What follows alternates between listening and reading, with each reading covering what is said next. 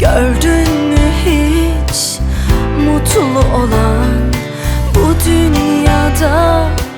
Sevmek yalan. Gördün mü hiç mutlu olan? Ne yazık ki sevgiliden gözyaşı dün geri kalan. Ömrümün baharında yaprak gibi soldum ben. Aşık olsam ne çıkar? Artık berduş oldum ben. Ömrümün baharında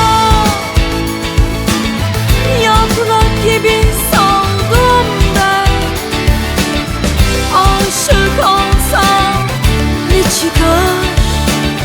Artık berduş oldum ben.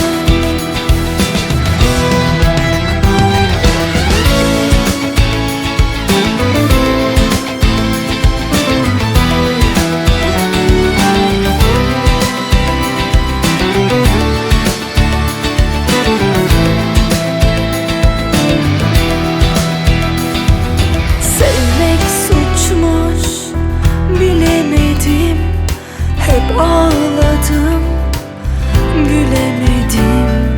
Sevmek suçmuş, bilemedim. Hep ağladım, gülemedim. Seni seven kalbimi ben başkasına veremedim.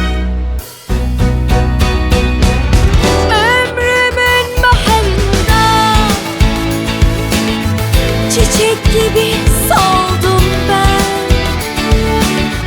Aşık olsam ne çıkar?